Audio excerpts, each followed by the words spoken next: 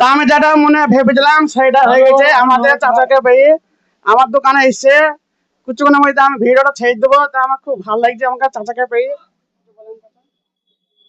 তুমি আমার হয়ে অনেক কথা বলো, অনেক ভিডিও করো। আমিও দূর থেকে তোমাকে দেখি, তোমার ভিডিওগুলা খুব ভালো লাগে। আজকে কাপাসডাঙ্গা ইফতার পার্টিতে যাচ্ছি, নোনাগাড়ি ফুটবল মাঠে। আমি দেখলাম যে তোমার সাথে ডাইরেক্ট দেখা হয় না, একবার দেখা করে যাই, তাই কাজের মানুষ তো সেরকম আশা হয় না। ভালো থেকো। যাইবো। সবাইকে শুভেচ্ছা জানাইও।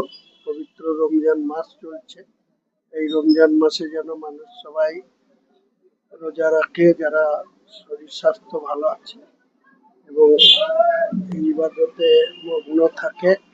এবং আগামী ঈদুল ফিতর যেটা হবে, সেখানে আমরা বাবরি মসজিদের ওখানে ঈদুল ফিতরের নামাজ পড়াবো ঠিক বেলা 9:30টায়। তারপরে যারা নামাজ পড়তে আসবে সকলকেই আমরা ইনশাল্লাহ দুপুরে খাওয়া দাওয়া করাবো। এটা আমরা আরো মিডিয়ায় বলবো, তোমাকে প্রথমেই বলে দিলাম যে যেদিন ঈদ হবে বাবরি মসজিদের এখানে বিরাট করে জমায়েত করে ঈদের নামাজ পড়াবো। আর সকল মেহমানের জন্য ঈদ মোবারক জানিয়ে তাদের মেহমানদারি করাবো, খাওয়া দাওয়া করাবো। এটাই।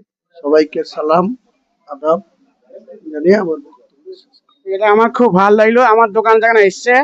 তা আমি এই ভিডিওটা কিছুক্ষণের মধ্যে আমি ছেড়ে দেবো, আপনারা সবাই দেখতে পাবেন।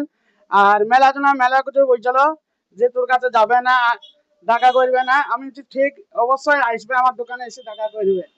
তা আমি শ্বশুরগ্রামও গেছিলাম, তো ওখানে 4-5 জন ওকে ধরেছিল। ওই যে তোর হুমান কবির চাচা তোর দোকানে গেছিল, আমি যাইনি। যাবে, এখন কাজে ব্যস্ত, 5 কিছু মানুষ। অবশ্যই একদিন না একদিন আমার দোকানে যাই দেখা করে দেবে। খুব ভালো লাগলো, অবশ্যই ভালো থাকবেন। ঠিক আছে।